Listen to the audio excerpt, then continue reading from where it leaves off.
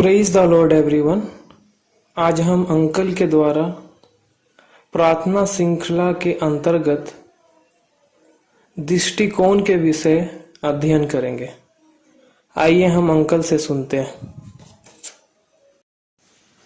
प्रार्थना श्रृंखला के अंतर्गत आज हम लोग दृष्टिकोण के विषय अध्ययन करने जा रहे हैं। एक बार बीरबल से बड़ी गलती हो गई और बादशाह अकबर उससे सख्त नाराज हो गए। बादशाह ने हुक्म किया कि पंचायत बैठाई जाए और वे फैसला करें कि बीरबल को क्या सजा दी जाए। बीरबल जानता था कि अगर वजीरों की पंचायत बैठी तो उसकी सारी जमीन जायदाद जब्त करवा देंगे। तो वह बादशाह के पास जाकर गिड़गिड़ाया और कहा, हुजूर, भिश्तियों की पंचायत बैठाई जाए। बादशाह सलामत मान गए और भिश्तियों को हुक्म दिया कि वे बड़ी कड़ी से कड़ी सजा तय करें। जुर्म सचमुच संगीन था, तो सरपंच ने बहुत सोच विचार कर सुझाव दिया कि बीरबल को 3 रुपया का जुर्माना किया जाए। 3 रुपया। दूसरा भिश्ती चिल्लाया, इतनी बड़ी रकम? अरे बेचारे का घर-बार लूट जाएगा, 1 रुपया ज्यादा ठीक रहेगा। तीसरा भिश्ती बीच में बोल पड़ा, अरे हथियारों, तुम गरीब को मार डालोगे? जो रुपए में बात करते हो। खैर, काफी बहस के बाद मामला तय हुआ और बीरबल को 5 पैसा जुर्माने की सजा हुई। बीरबल जानता था वजीरों और भिश्तियों के दृष्टिकोण में फर्क था। जहां वजीर बिना पलक झपकते उसकी सारी संपत्ति लुटवा देते, वहीं भिश्तियों ने सिर्फ 5 पैसा ही काफी समझे। पर जब वजीर और भिश्ती के दृष्टिकोण में इतना अंतर हो सकता है, तो अंदाजा लगाइए कि अनंत और असीम परमेश्वर और इंसान की दृष्टिकोण में इससे और कितना अधिक अंतर होगा। और इस अंतर का अंदाजा लगाने के लिए आइए बाइबल में से परमेश्वर ने अब्राहम के लिए जो तय किया उसको देखें। अब्राहम मेरी और आपकी तरह एक आम इंसान था। कोई खास बात थी तो यह कि उसकी पत्नी बांझ थी, मगर वह परमेश्वर से कुछ मांगता तो शायद उसकी मांग भिश्तियों के 5 पैसे तक ही सीमित रहती।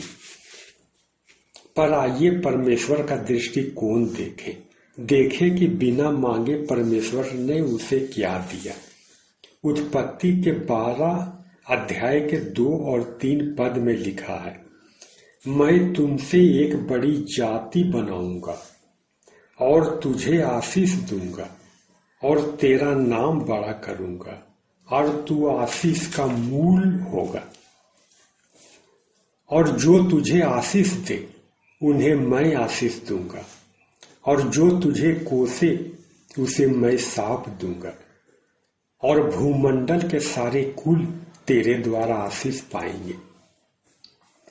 परमेश्वर के इस दृष्टिकोण को देखिए। उन्होंने अपने मन में अब्राहम के लिए क्या ठानी। उन्होंने एक इंसान को चुना और कहा, तू आशीष का मूल होगा और भूमंडल के सारे कुल तेरे द्वारा आशीष पाएंगे। एक इंसान दुनिया के सारे इंसानों के लिए आशीष का वाइस बन जाएगा।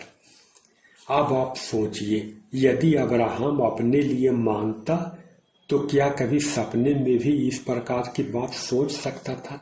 कभी इतनी बड़ी मांग कर सकता था कि जो उसे आशीर्वाद दे उसे परमेश्वर आशीर्वाद देंगे, और जो उसे कोसे परमेश्वर उसे शाप देंगे? या शायद अपने लिए औलाद जरूर मांगता, मगर परमेश्वर ने उसे दर्शन देकर कहा कि जिस देश में अभी तू है वह देश मैं तेरे वंश को दूंगा। देखे कि अब्राहम ने क्या प्रार्थना की थी, उसने परमेश्वर से क्या मांगा था। उत्पत्ति के 12वें और 13वें अध्याय में 3 बार लिखा है कि अब्राहम ने यहोवा के लिए वेदी बनाई, और 2 बार लिखा है उसने प्रार्थना की। और पता है उसने परमेश्वर से क्या मांगा? अब्राहम ने परमेश्वर से कुछ मांगा ही नहीं, और जो कुछ परमेश्वर ने बिना मांगे ही ठान ली थी, उससे अधिक मांग भी क्या सकता था। बस उसकी प्रार्थना यहीं तक सीमित थी कि उसने अपने आप को परमेश्वर पर छोड़ दिया था, उनके दृष्टिकोण पर छोड़ दिया था। उसने यहोवा के नाम को पुकारा और प्रार्थना की, हे हमारे पिता, तू जो स्वर्ग में है, तेरी इच्छा जैसी स्वर्ग में पूरी होती है, वैसे ही पृथ्वी पर मेरे लिए भी तेरी इच्छा पूरी हो। आमीन।